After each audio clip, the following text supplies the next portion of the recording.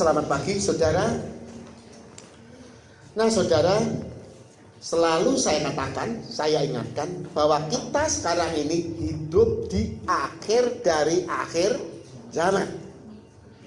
Dan tanda-tandanya yaitu apa saudara? Ada apa? Peperangan saudara. Peperangan. Saudara lihat secara fisik, peperangan secara fisik. Cina ini juga negara yang cukup arogan, negara yang kaya, negara yang kuat, besar, ya saudara. Saat ini Cina sedang berhadapan dengan Amerika, dan Cina juga berhadapan dengan Taiwan, dan Cina juga berhadapan dengan India.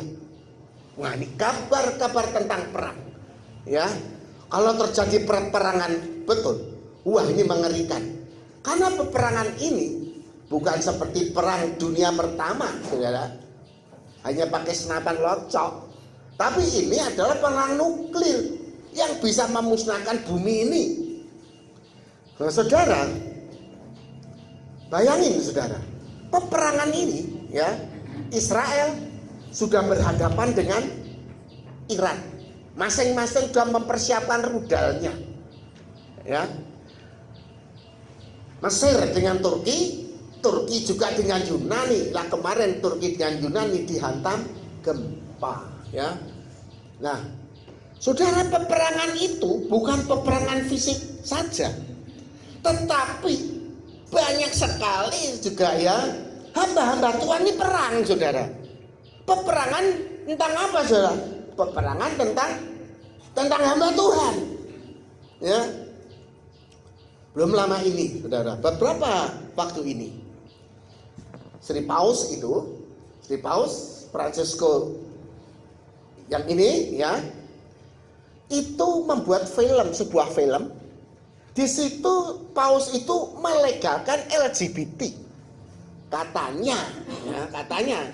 Si Paulus mengatakan bahwa LGBT itu walaupun gak normal, tetapi dia harus layak mendapat tempat kehidupan. Maka dia melegalkan. Nah, kalau sampai melegalkan dan sampai memberkati LGBT, wah, saya gak ngerti jadinya apa ini. Benar kan? Seorang pimpinan agama yang paling banyak, Katolik yang paling banyak kan, ya, itu sampai seperti ini. Wah, saya nggak ngerti. Apakah dunia ini akan diubah menjadi seperti Sodom dan Gomora? Kalau terjadi seperti itu, dunia dijadikan Sodom dan Gomora, ya, apa yang terjadi, saudara? Bener kan? Sodom dan Gomora itu dosanya apa? LGBT, ya. Perkawinan sesama jenis itu, biseksual. Nah, ini bahaya sekali. Memang Paus belum menyatakan secara langsung, tapi dia sudah mengirimkan film-film itu untuk melihat keadaan dunia itu menerima atau tidak. Mulai dari uskup mana mulai protes. Nah, ini saudara, ya, ini terjadi perang antar hamba Tuhan. Dan peperangan ini, itu saudara, itu bukan hanya terjadi di dunia Katolik, saudara, tetapi kekristenan ini juga mengalami, loh, saudara. Belum lama ini, saudara, saya lihat ada seorang hamba Tuhan senior yang sudah tua. Dia tuh khotbah di YouTube, disiarkan, ya saudara, menyerang seorang hamba Tuhan. Nah, waktu itu hamba Tuhan yang diserang ini, ya, saya nggak sebutkan namanya, mungkin saudara sudah tahu. Dia itu menghadapi corona ini, dia menyarankan, dia berdoa supaya, katanya dia diperintahkan Tuhan untuk berdoa dan berkata, tenanglah, menjadi teduhlah.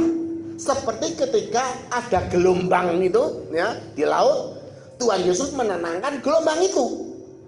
Langsung ditanggapi dengan pendeta tua senior ini.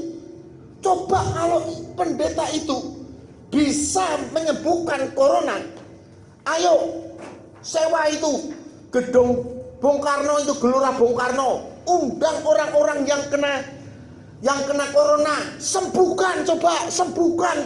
Nah, saudara, sebetulnya hamba Tuhan ini, ya, dia itu kan hanya menyatakan kepada seluruh jemaatnya, ya, supaya mengadakan doa bersama, doa peperangan rohani, supaya virus corona ini menjadi jinak. Ngerti nggak? Tetapi ditanggapi yang seperti itu, jadinya juga jadi nggak karu-karuan, saudara.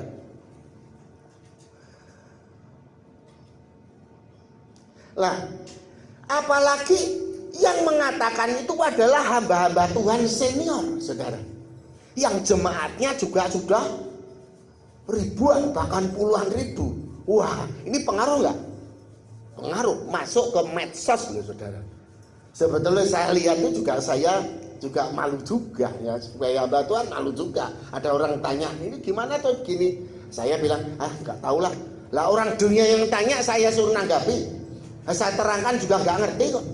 Lah saya inginkan supaya jemaat ini tahu, ngerti nggak? Nah, ingat saudara, perhatikan. Di akhir zaman ini banyak penyesat nggak? Banyak. Kalangan Kristen ini banyak penyesat nggak? Banyak penipu nggak? Banyak. Hati-hati, saudara. Yang tidak cocok dengan firman Tuhan, tolak. Seringkali, ya, anak-anak Tuhan ini terkecoh karena apa? Firman Tuhan ini dibungkus dengan gula sehingga rasanya manis, dan sehingga jemaat ini tidak mengerti artinya firman itu. Ngerti nggak, saudara? Firman ini dibungkus dengan gula, artinya firman ini yang ditonjolkan yang enak-enak saja. Yang tidak enak ini ditutup-tutupi. Supaya apa? Supaya jemaat itu senang. Mendengarkan firman itu senang. Lah kalau tanpa bungkus, tanpa dikemas dengan sesuatu hal yang enak, ya, firman Tuhan itu dikatakan seperti pedang bermata dua.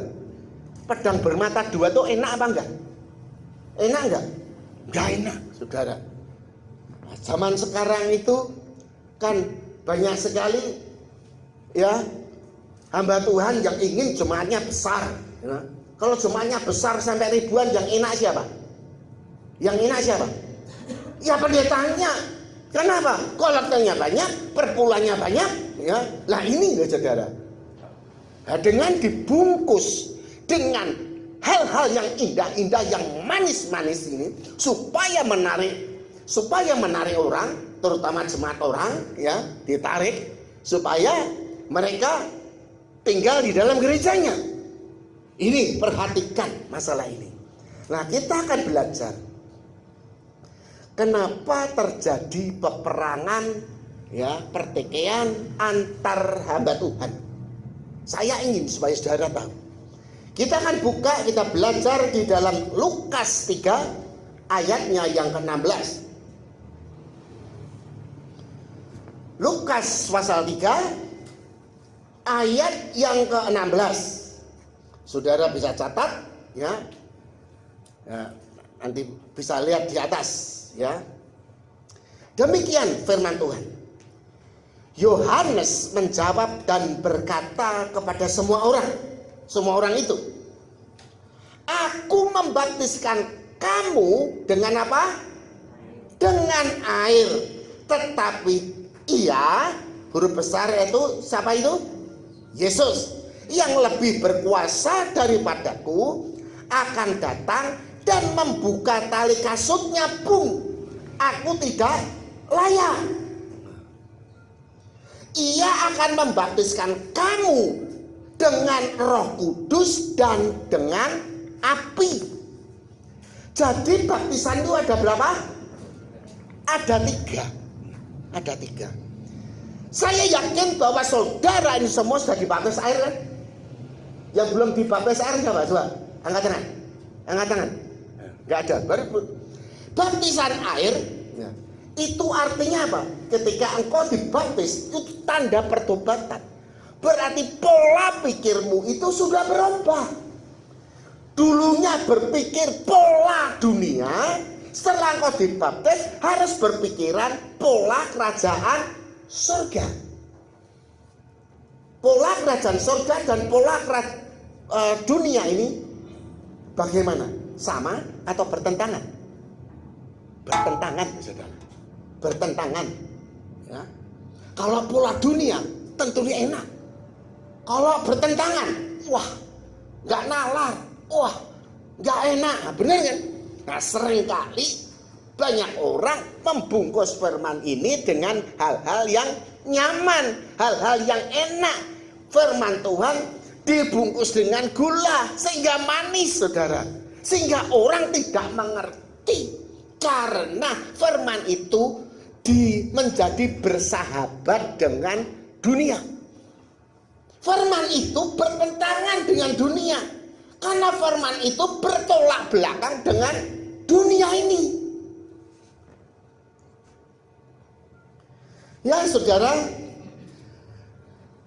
kita harus mengerti, baptisan air itu yang melakukan siapa? Hamba Tuhan. Ngerti? Ya, kalau ini saya pernah juga ikut pemuridan gitu di gereja lain. Ya, dia berkata bahwa kita semua ini sudah dibaptis Roh Kudus karena sudah dibaptis dalam nama Bapa dan Anak dan Roh Kudus. Sudah dibaptis dengan Roh Kudus belum? Menurut saya sudah belum? Dibaptis dalam nama Bapa dan Anak dan Roh Kudus. Sudah dibaptis Roh Kudus belum? Belum. Itu baru dimeteraikan. Di sini ayat itu mengatakan, Yohanes berkata sebagai hamba Tuhan, aku membaptiskan kamu dengan air, tanda pertobatan. Dia yang akan datang, yaitu Yesus Kristus, akan membaptis kamu dengan Roh Kudus dan dengan api. Yang membaptis Roh Kudus dan api itu siapa? Pendeta atau Tuhan Yesus? Hah? Tuhan Yesus. Ingat ya. Tadi dibaptis dalam nama Bapa dan Anak dan Roh Kudus. Itu hamba Tuhan. Ya. Bukan baptisan Roh Kudus. Kalau saudara belajar di kitab para rasul, orang-orang Kristen awal itu setelah dibaptis air juga dibaptis dengan Roh Kudus. Dan di sini ini, saudara, inilah pokok ya yang menjadi pertentangan di sini. Sebagian orang mengatakan bahwa baptisan air termasuk baptisan Roh Kudus, dan orang model kita karismatik belum dibaptis Roh Kudus. Ya, nah, ini saudara harus tahu, baptisan Roh Kudus itu untuk apa?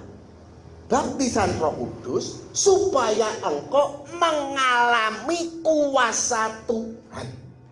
Jadi kamu akan terima kuasa karena Roh Kudus telah turun ke atas kamu, dan kamu akan jadi saksiku di Yerusalem, Yudea, Samaria sampai ke ujung bumi. Untuk pemberitaan Injil itu butuh kuasa Tuhan. Ya saudara, butuh kuasa Allah. Maka kita ini perlu dibaptis dengan Roh Kudus. Nah, saudara perhatikan masalah ini, ya. Karena ya begini saudara, dulu ya pengerja di tempat ini itu menjadi salah satu dosen di sekolah Alkitab yang tidak percaya dengan Roh Kudus. Aneh nggak? Sekolah Alkitab tetapi tidak percaya dengan Roh Kudus. Luar biasa nggak? Saya bilang luar biasa. Ini banyak. Sekolah Alkitab itu sebagian juga nggak percaya dengan Roh Kudus. Nah, pengerja di sini dulu berkata, Pak, kalau saya itu mengajar tentang Roh Kudus, Itu para mahasiswanya pada mencep. Gini. Berarti kan nggak percaya. Kan padahal tertulis nih di dalam Alkitab. Nggak percaya. Karena apa, saudara? Karena apa? Belum dibaptis dengan Roh Kudus. Dulu pengerja kita itu, ya, dulu juga sekolah Alkitab, ya, alirannya juga nggak percaya Roh Kudus. Ketika dia menjadi pengerja di tempat ini, saya didik model karismatik. Waktu itu saya masih ingat, saya diundang oleh sekolah Alkitab, ya, untuk melayani doa pelepasan, saudara. Dan saya datang, saya ajak pengerja ini. Setelah itu saya mulai berdoa, ya, dan orang-orang ini calon-calon hamba Tuhan. Ketika saya mengangkat tangan dan saya berdoa, bukannya saya suci, saudara, karena saya sudah dibaptis dengan Roh Kudus dan saya diurapi dengan Roh Kudus. Ketika saya mengangkat tangan saya berdoa. Lalu mahasiswa ini pada jogetan, saudara. Wah, ada yang teriak-teriak, ada yang jatuh-jatuh, ada yang menggelepar-gelepar seperti itu. Nah, terus saya bilang sama pengerja saya itu, ayo dilayani. Pak, seperti itu terus melayani gimana? Ya doain. Karena dia nggak percaya dengan kuasa Roh Kudus, dia bingung. Coba kamu, ya, angkat tangan kamu ditengking dalam nama Yesus, keluar setan. Nah, setelah itu hamba Tuhan tuh mencoba, ya. Pertama saya doain dulu, ayo doain, lepas. Pak, kok saya doakan kok bisa jatuh dan lepas, Pak? Ya itu namanya kuasa Roh Kudus. Oh gitu ya, Pak, gitu ya, Pak. Nah, baru percaya dengan kuasa Roh Kudus. Karena itu saya berikan impartasi kuasa Roh Kudus. Saudara, mungkin saya pernah cerita apa belum, ya? Saya pernah diundang, ya, karena ini pengerja ini dulu juga dosen di sekolah Alkitab yang tidak percaya dengan Roh Kudus itu, ya. Mahasiswanya itu pada kerasukan setan. Wah, bingung. Lah, pengerja saya ini doain, kan sudah bisa kan? Pengalaman ketika saya di sana itu doain, dia mulai doain, lepas, saudara. Begitu lepas, ya, satu lepas, yang kerasukan menjadi dua, didoakan dua-dua nih, lepas, saudara. Yang kerasukan setan menjadi 4, didoakan satu persatu, yang kerasukan menjadi 8. Bingung kan? Terpaksa dia tuh ngebel saya, dosen-dosennya yang nggak percaya itu, ya, minta sama saya supaya datang, ya, supaya saya mendoakan mereka. Nah, ketika saya datang, ya, saya doakan satu persatu, ya lepas. Nah, setelah lepas, saya tinggal pulang. Nah, sebetulnya kan gampang, bener nggak, saudara? Cuma sekolah Alkitab ini nggak percaya dengan kuasa Roh Kudus. Loh, repot nggak? Karena apa, saudara? Belum dibaptis dengan Roh Kudus. Suatu hari, ya, ada salah satu dosen dari sekolah Alkitab yang nggak percaya Roh Kudus itu dibawa ke sini karena ada tumor di dalam perut. Mau dioperasi, dosen ini takut. Di samping takut juga nggak ada duit, saudara, ya. Dibawa sini, itu pakai kol, dan dosen-dosennya itu juga datang ke sini. Waktu itu saya di sini di gereja ini saya dengan seorang pengerja, ya. Dan saya bilang, ayo kamu ambil gitar, ayo kita muji Tuhan, nyembah Tuhan. Terus, ya, nyembah Tuhan, kami berdoa, dan dosen-dosen ini hanya bisa nonton, saudara. Ya. Setelah kita menyembah Tuhan, memuji Tuhan, menyembah Tuhan, memuji Tuhan, ya, setelah itu dosen ini saya doain dalam nama Tuhan Yesus, aku kutuki engkau roh tumor Lepas dalam nama Yesus. Kuasa kebangkitan Yesus telah mengalahkanmu. Dalam Yesus sembuh loh. Setelah didoakan, ya masih digotong juga saudara. Masih ke dalam kol, pulang. 1 bulan kemudian, mereka itu ngebel saya. Pak ini sembuh Pak. Tumornya di perut itu hilang Pak. Kok bisa ya Pak? Kok bisa ya Pak? Wah, heran saya. Ya saya tanggapi, Pak, kalau sembuh itu saya nggak heran, karena itu semua adalah Tuhan. Kalau nggak sembuh justru kita ini heran. Benar nggak? Kalau sembuh heran nggak? Enggak. Itu Tuhan kok yang bekerja. Bukan saya nggak bisa. Ya. Itu Tuhan yang bekerja, Roh Kudus yang bekerja menyembuhkan. Nggak usah heran. Kalau nggak bisa sembuh, justru kita akan merasa heran. Ya. Nah, saudara ngerti masalah ini. Jadi kuasa Roh Kudus itu, ya, itu untuk menegaskan bahwa hamba-hamba Tuhan, saudara semua, ya. Kalau saya bilang hamba Tuhan itu bukan pendeta, tapi saudara semua, ya, itu kalau bersaksi penuh kuasa. Pada waktu itu Yesus didatangi oleh Gamaliel, seorang ahli teologi Yahudi. Malam-malam datang, Rabi atau guru, aku percaya engkau adalah utusan Allah. Sebab tidak ada orang yang membuat mukjizat, tanda-tanda dahsyat seperti engkau kalau Tuhan tidak menyertai. Loh, ini saudara. Jadi, ya, tanda-tanda mukjizat itu sebagai tanda bahwa kita ini adalah utusan dari Tuhan Yesus. Amin. Ya. Suatu hari Tuhan Yesus ini mengutus muridnya 70 orang. Diutus dua-dua.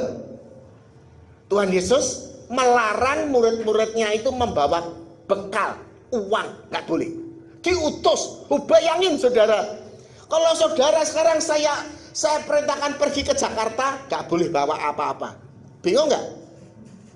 Nanti jajan di mana, makan di mana? Bener ya saudara? Lah, kenapa Tuhan Yesus kok melakukan seperti ini? 70 muridnya diutus, ya, diutus jauh, harus nginep ini. Diutus, nggak boleh bawa bekal, nggak boleh bawa uang. Ini Tuhan Yesus itu lagi ngajar murid-muridnya, ngajari murid-muridnya supaya mengandalkan Tuhan, sehingga mukjizat Tuhan itu terjadi dalam kehidupannya dan mencukupi kebutuhan pelayanannya. Amin. Ya, saudara, berapa kali ya di sini lihat kan, keyboard rusak, ya, mau beli nggak ada, kita berdoa, ya, ternyata ada orang dari Amerika diutus suruh ngasih keyboard, ya. Ada juga LCD, ya toh, dari orang lain ngasih. Ini mukjizat, ini tanda-tanda dahsyat. Kalau saudara, ya, Tuhan tidak menghendaki gereja ini, kira-kira ada mukjizat nggak? Nggak ada. Ya, ada mukjizat, berarti Tuhan menyertai ibadah kita nih. Amin. Nah, saudara, seperti halnya hamba Tuhan yang nyerang itu, ya, senior tua yang nyerang itu, saya katakan dia ini aliran yang tidak percaya dengan Roh Kudus. Artinya belum dibaptis dengan Roh Kudus. Makanya nggak ada kuasa, saudara. Lah nggak percaya dengan Roh Kudus. Bagaimana? Kita lihat lagi, yuk, Matius 22 ayat 29. Matius.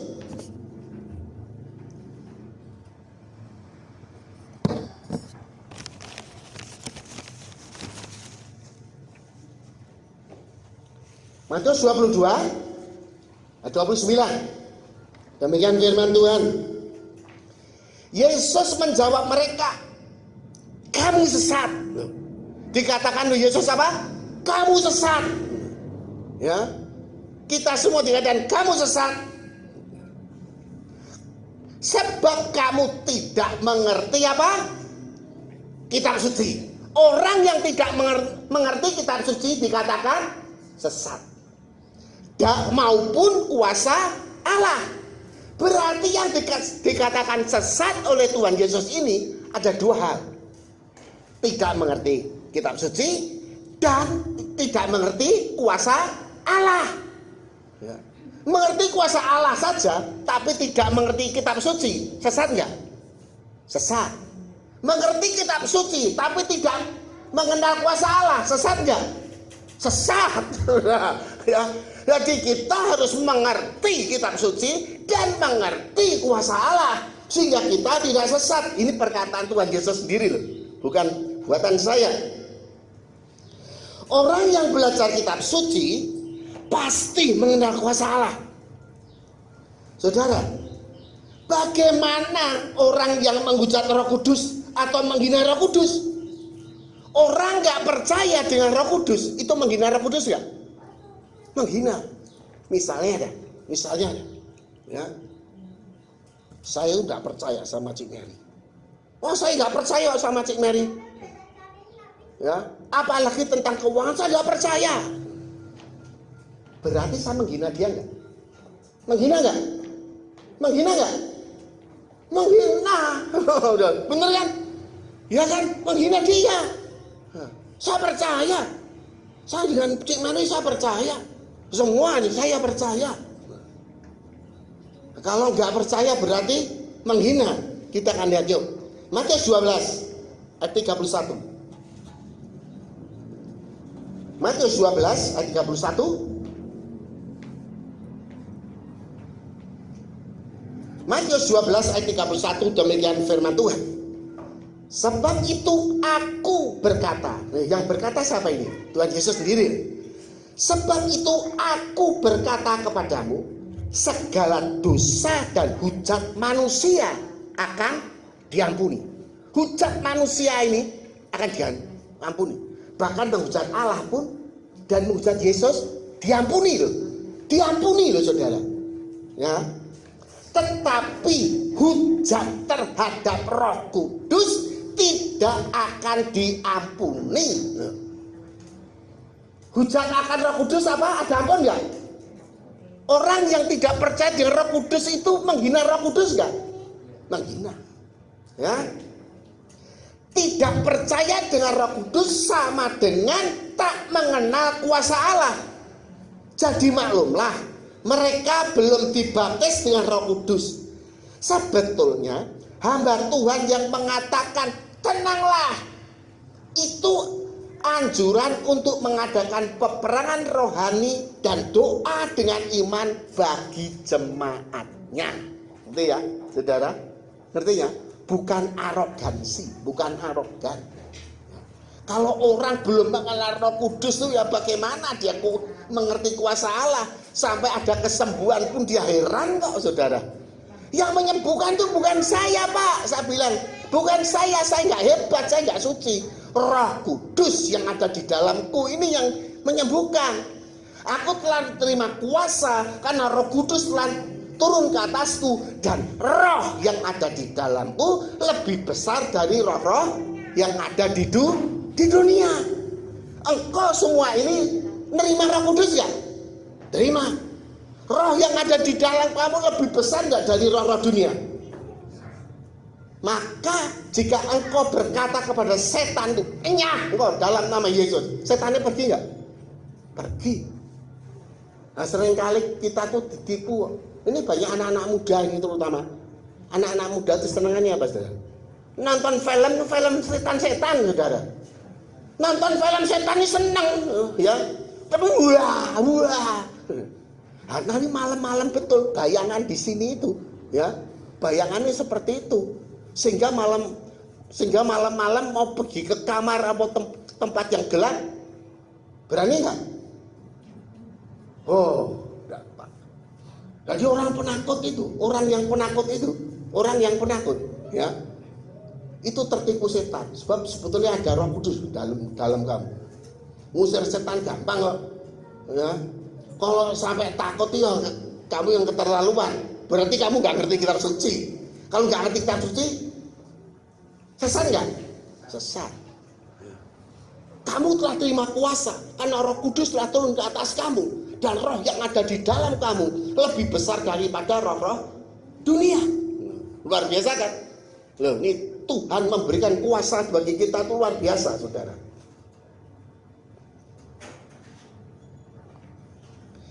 Peran Roh Kudus. Saudara harus ngerti. Kita ini butuh dibaptis Roh Kudus itu supaya apa? Supaya ada peran Roh Kudus dalam hidup kita ini. Loh, kita akan lihat yuk.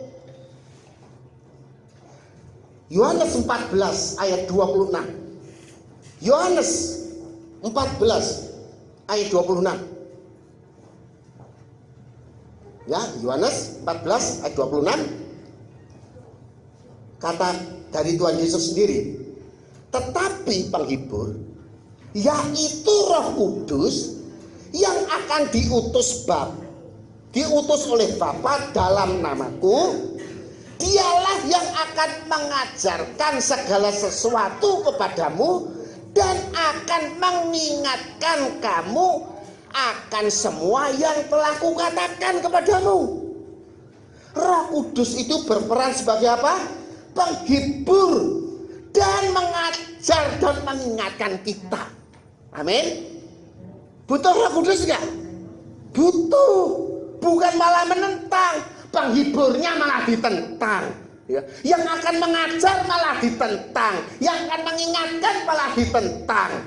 Lah ini salah kaprah. Kita harus mengerti bahwa gereja itu mengalami pertumbuhan, ya. Kan dikatakan seperti ini, Yesus Kristus masih ditetapkan ada di surga sampai pemulihan segala sesuatu. Pemulihan segala sesuatu itu apa? Gereja Tuhan itu dipulihkan. Kala zaman dulu gereja Tuhan ini sudah dirusak, saudara. Menjadi gereja yang kedagingan.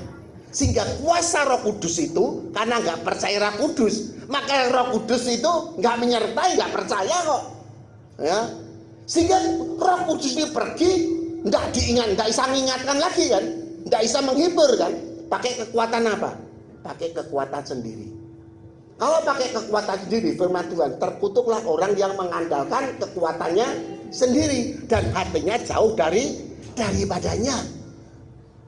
Perhatikan, saudara, ya. Saya menyampaikan firman Tuhan, saya nggak akan tutupi, tidak saya kemas dengan hal-hal yang manis-manis, saudara. Ya. Karena ini adalah menjelang kedatangan Tuhan Yesus yang kedua. Saudara pengen rapture nggak? Pengen ikut rapture nggak? Pengen ikut pengangkatan nggak? Ya, pengen kan semua. Saya juga pengen kok. Saya juga selalu masih mengejar terus supaya saya besok kala Tuhan hadir, saya juga diangkat tuh. Kalau engkau pengen diangkat, supaya jangan ada yang mengikat kamu dengan dunia ini. Ketika kamu diikat dengan dunia, kamu tidak bisa terangkat ke surga. Hati-hati dengan gereja yang selalu mengemas firman Tuhan ini dengan hal-hal yang manis. Seolah-olah gereja ini bersahabat dengan dunia. Ya. Firman Tuhan itu bersahabat dengan dunia bukan? Enggak.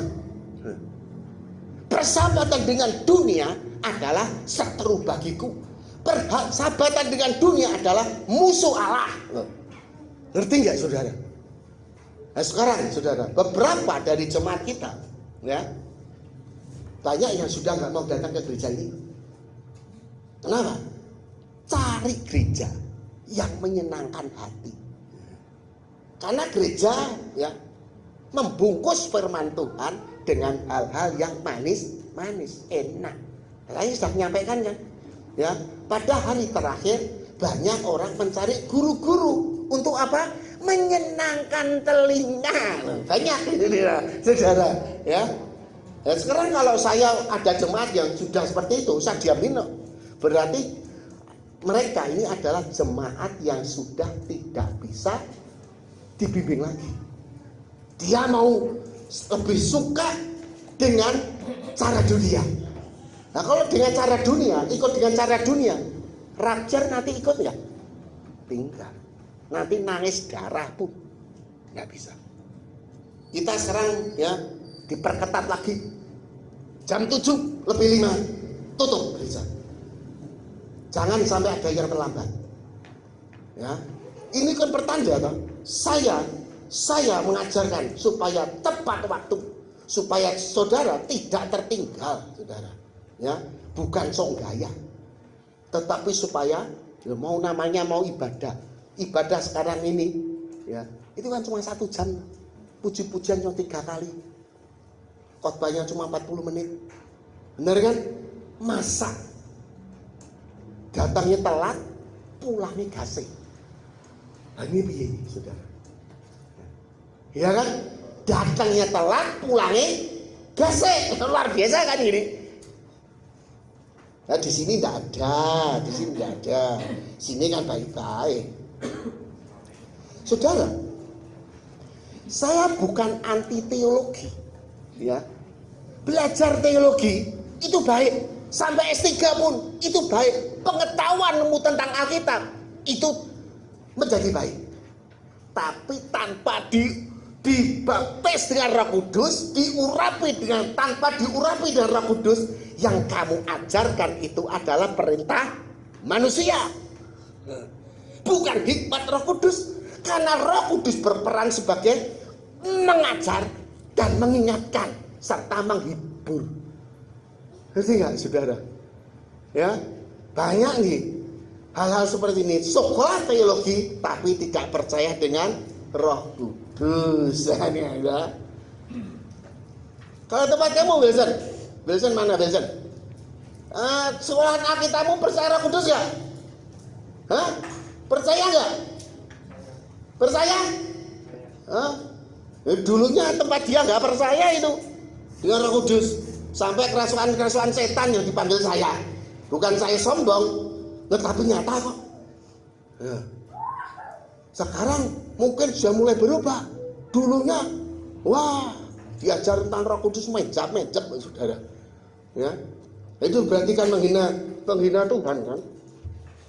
Saudara, kita lihat lagi. Setelah engkau belajar teologi, belajar firman Tuhan, butuh diurapi Roh Kudus supaya seperti ini. 1 Yohanes 2 ayat 27. 1 Yohanes 2 ayat 27.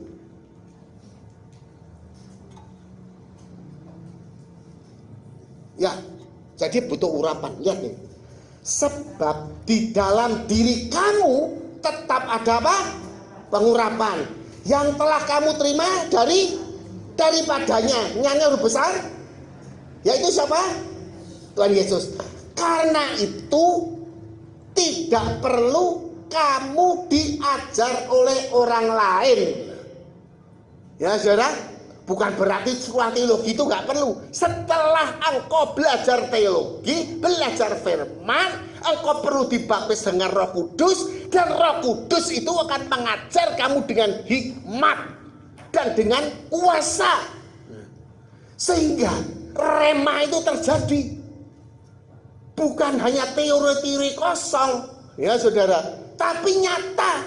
Tuhan Yesus ketika melayani di bumi ini memakai mujizat enggak? Memakai mujizat.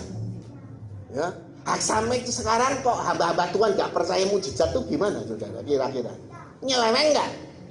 Nyeleweng, karena mereka, ya saya bukan menghakimi, karena nggak percaya dengan Roh Kudus, nggak mengimani kuasa Allah, sehingga semuanya tidak terjadi. Ya, saya lanjutkan. Tetapi sebagaimana pengurapannya, berarti Roh Kudus kan, pengurapannya mengajar kamu tentang segala sesuatu. Roh Kudus akan mengajar kamu tentang segala sesuatu yang bukan diajar manusia, tetapi Roh Kudus ini. Dan pengajarannya itu benar, tidak dusta. Dan sebagaimana ia dahulu telah mengajar kamu, demikianlah hendaknya kamu tetap tinggal di dalam Dia. Ya saudara, Roh Kudus ini akan mengajar. Ya, seringkali pernah saya sampaikan kan, di khotbah saya, yaitu tentang karismatik yang kebablasan gitu. Ya, diurapi Roh Kudus, tetapi harus cocok dengan firman Tuhan. Saya pernah mendengar seorang hamba Tuhan berkhotbah. Ini orang karismatik juga, seperti kita ini karismatik. Yang penting itu Roh Kudus. Gak cocok dengan firman-Nya gak apa-apa, sedikit melenceng gak apa-apa, lakukan saja, itu Roh Kudus kok.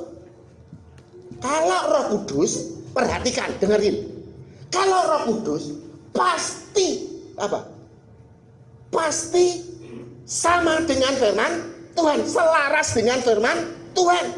Katanya Roh Kudus tapi tidak selaras dengan firman Tuhan, itu roh dusta. Amin. Ngerti nggak? Maka Roh Kudus ini juga dicek dengan firman, bener enggak? Lah kalau melenceng, ya, bukan Roh Kudus lah. Hati-hati, sebab akhir zaman ini banyak guru-guru palsu dan nabi-nabi palsu yang menyamar seperti domba untuk menyeret anak-anak Tuhan ini yang sudah terima keselamatan, diseret supaya binasa. Hati-hati, ya.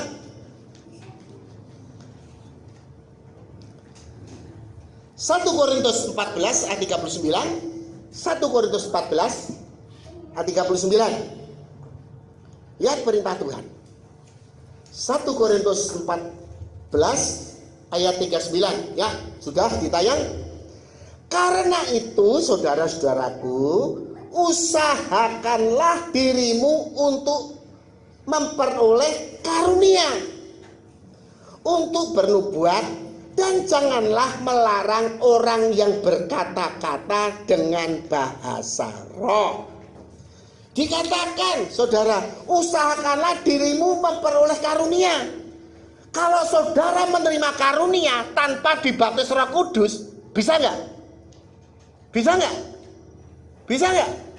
Nggak bisa lah. Harus dibaptis Roh Kudus, harus kepenuhan Roh Kudus, baru engkau mengejar salah satu karunia. Karunia bernubuat, karunia kesembuhan, karunia membedakan roh, ya, karunia hikmat, karunia makrifat. Nah, itu ada 9 semua. Ya, bahasa roh, menafsirkan bahasa roh, dan apa saudara? Jangan melarang orang yang berkata-kata dengan bahasa roh. Orang itu sekolah Alkitab yang tidak percaya dengan Roh Kudus itu ada orang berbahasa liga. Dilarang, saudara, tidak boleh. Padahal kita bilang toh, jangan melarang orang yang berbahasa roh. Benar kan? Saudara baca sendiri kan? Iya kan? Janganlah melarang orang yang berkata-kata dengan bahasa roh. Ya, hati-hati. Akhir zaman ini banyak sekali penyesat-penyesat. Yang ketiga ini, baptisan api. Ya, baptisan api. Baptisan api ini apa, saudara? Baptisan api itu saudara disucikan, dimurnikan, dan diuji. Oh, enak nggak, saudara? Oh, enak nggak? Ya, saudara akan disucikan, dimurnikan, diuji. Waduh, kayak apa ini? Disucikan. Lah kalau pakaian itu mau dibersihkan, dimasukkan mesin cuci, terus disoi rinso ya saudara, diputer, ya, biar apa? Biar bersih. Nah, kalau saudara dibersihkan seperti itu, hatimu dibersihkan seperti itu, kira-kira sakit ya? Vina, gimana Vina? Kalau hatimu dimasukkan mesin cuci, ibaratnya dikasih rinso banyak diwong, setengah jam. Waduh, rasanya mungkin nangis ya Vina ya. Nangis ya. Disucikan, dimurnikan, diuji. supaya engkau seperti emas murni.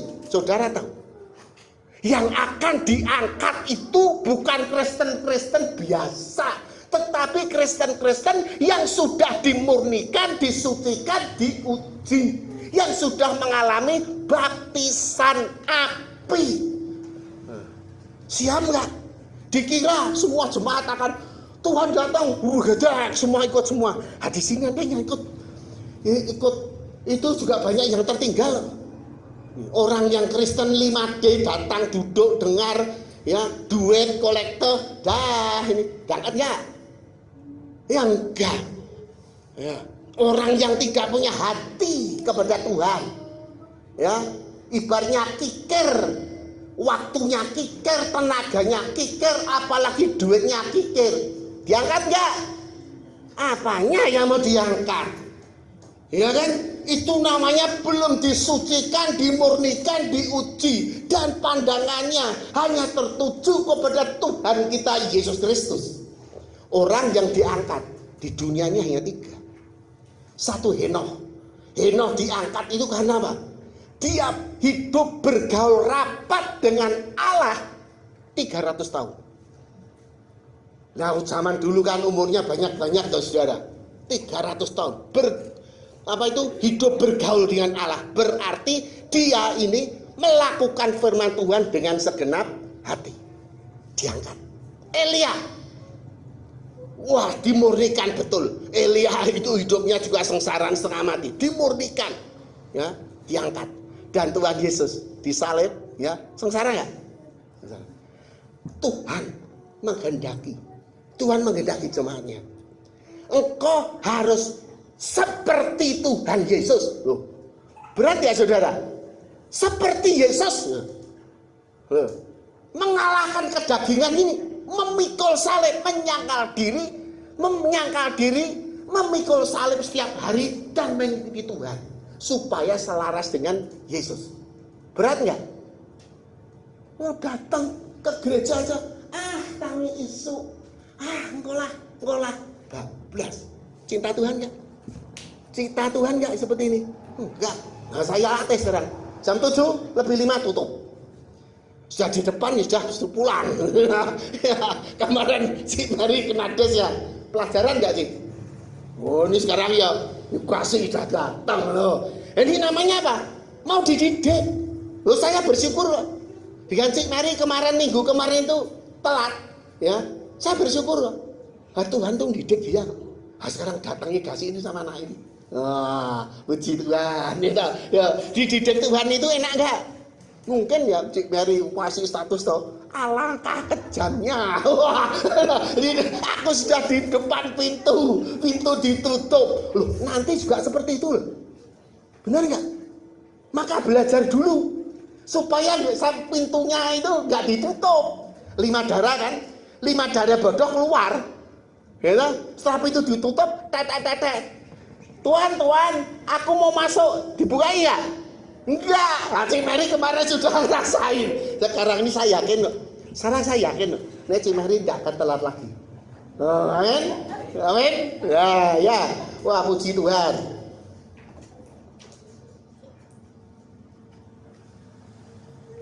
Saudara, ya. Kalau engkau tidak dibaptis dengan Roh Kudus, tidak diurapi Roh Kudus, menghadapan baptisan api, dimurnikan, disucikan, dan diuji, berat. Kalau tidak ada Roh Kudus dalam hatimu itu, tidak ada Roh Kudus, kira-kira kamu kuat gak? Kira-kira kuat gak? Enggak kuat. Roh Kudus fungsinya apa? Menghibur, menuntun kamu, menasihati, mengingatkan, mengajar. Tanpa Roh Kudus nanti akan gugu karepe dhewe.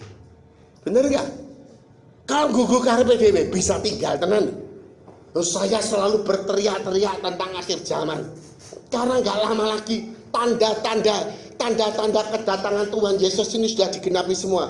Ini pembangunan bait Allah ketiga di Israel itu juga sudah siap, saudara. Ternyata dulu orang berkata bahwa bait Allah itu fondasinya tertutupi Masjid Al-Aqsa. Setelah diselidiki ternyata tidak. Ternyata fondasinya itu di sebelahnya Masjid Dome of the Rock. Tempat kata orang Islam katanya dulu Ismail itu dipersembahkan di Dome of the Rock itu, gitu ya. Kalau kita Isa, ternyata di sebelahnya, ya. Dan tempat ruang Maha Suci, ya, itu sebetulnya nggak jauh dari situ. Dan sebetulnya, ya, saya dulu sama istri saya itu, ya tahun kemarin berdoa di tembok ratapan. Saya ya berdoa, ya, doa di tembok ratapan. Ternyata itu bukan bagian dari reruntuhan Bait Allah. Tembok ratapan itu adalah benteng Antonia. Nah, salah lagi kan? Banyak orang-orang salah. Kalau tidak Roh Kudus yang menunjukkan, itu nggak akan tahu. Hanya pakai rasio-rasio ini, bisa nyeleweng. Jadi butuh Roh Kudus nggak? Butuh. Ya, butuh. Nah, kalau saudara sedang menghadapi baptisan api pemurnian tanpa Roh Kudus, engkau nggak akan tahan. Betul nggak akan tahan. Pemurnian, menyangkal diri, pikul salib, mengikuti Yesus, harus seperti Yesus, saudara. Zaman sekarang gereja itu, ya, dan saya nggak menghakimi juga. Ini kebanyakan itu ngajarkan itu firman yang dibungkus dengan gula, saudara. Sehingga diem-yemi, pokoknya yang penting we datang, setor perpuluhan, setor kolektor seakeh, diem-yemi. Bahaya nggak? Bahaya nggak? Jemaat bahaya nggak? Bahaya. Kalau saya nggak mau seperti itu. Seorang hamba Tuhan, ya, seorang hamba Tuhan dari Australia, dia selalu mengajarkan tentang kebenaran, ya, diajarkan, kekudusan, diajarkan, ditentang, banyak setentang, tapi dia gigih, nggak peduli, ditentang orang banyak, nggak peduli, dia tetap mengajarkan kebenaran. Saya bersyukur sekali, saudara, ya, Nil. Orang yang melakukan kebenaran itu dapat hadiah nggak? Kasih hadiah nggak sama Tuhan? Oh, dikasih. Kemarin dia bersaksi sama saya. Dia itu udah ceritanya gini. Dulu ada aliran yang suka menjarah-jarah harta-harta bangsa-bangsa. Ya. Dan situ jemaatnya ada salah satu yang pengikut setia yang jarah-jarah itu. Ketika dia mengikuti jarah-jarah itu sampai ke luar negeri, ternyata apa? Sama Tuhan, orang yang jarah ini, jemaatnya dia, dihajar Tuhan. Wah, sampai habis-habisan dihajar. Ketika dia mendengarkan khotbah hamba Tuhan itu, yang dari Australia, mendengarkan, dia mau berubah, saudara. Dan apa setelah terjadi? Tuhan pulihkan keadaannya. Dan minggu yang lalu ketika hamba Tuhan ini khotbah, ya, di Sydney sana khotbah, hamba Tuhan jemaat itu maju memberi persembahan satu amplop yang tipis saudara, ya, tipis. Setelah itu ibadah selesai, amplop ini dibuka, isinya apa? Isinya surat. Kata begini, Pak, saya akan memberi hadiah kepada Bapak. Sebuah mobil. Bapak mau mobil yang kayak apa? Padahal hamba Tuhan ini lagi butuh mobil, mobilnya tuh kecil. Anaknya 3. Kalau belanja gitu ya, sampai ya nggak muat, saudara. Nah, biasanya kan anak masih kecil kan ikut semua kan. Dulu saya juga gitu kok. Ya. Dia butuh mobil, yang anak yang besar bilang gini, papi kita butuh mobil besar. Papinya bilang, udah pakai mobil kecil juga kita bersyukur. Banyak orang yang tidak punya mobil, tapi Tuhan memberi mobil kita. Baru seminggu, ya, mobilnya itu datang. Mobil yang besar, yang mewah. Harganya juga, wah bisa 1 M mungkin, uang segini. Luar biasa nggak? Luar biasa nggak? Padahal banyak orang lacain. No, mengajarkan kebenaran itu. Tantangannya banyak kan? Banyak. Saya aja pernah kok berdoa, Tuhan, saya ini Tuhan sudah melayani Engkau. Kira-kira Tuhan 30 tahun menjaga Kota Muntilan ini 30 tahun Tuhan. Saya itu gereja kita itu kok dapat jemaat yang baik justru malah pergi, yang baik ke sana ke sini, benar kan? Hamba Tuhan yang begini sebagai kepala sidang kecewa nggak? Ya kecewa. Aduh Tuhan, 30 tahun Tuhan berjuang, kok enggak gede-gede. Ada hamba Tuhan baru berapa tahun jemaatnya baru bisa ribuan. Kitanya puluhan terus. Benar ya saudara? Nah, ketika saya berdoa begitu, ya, Tuhan itu Roh Kudus itu mulai mengajar saya, memberikan penghiburan. Kamu nggak lihat di Alkitab bahwa di kitab Wahyu ada 7 jemaat, ya. Yang paling besar tuh Laodikia, itu di Turki. Gereja Laodikia itu kaya besar sekali, ya. Itu oleh Tuhan mau dimuntahkan. Besar, kaya, jemaatnya banyak, mau dimuntahkan karena suam-suam kuku. Tetapi Tuhan memuji gereja yang kecil, yang gak punya apa-apa, Philadelphia. Tuhan puji dia. Baru saya nyadari, ya, bahwa dikatakan begini, Roh Kudus itu waktu itu berkata, ya, nanti kebenaran itu munculnya bukan dari yang besar, justru yang tidak diperhitungkan, justru yang kecil. Ini bertentangan nggak dengan dunia? Bertentangan nggak? Lah kalau kita lihat, wah itu gerejanya puluhan ribu, untuk kesana saja, itu gereja diurapi Roh Kudus, pasti Tuhan menyertai, benar nggak? Benar nggak? Tapi ini yang saya dapatkan itu, Pak. Yang kecil yang mengandalkan Tuhan.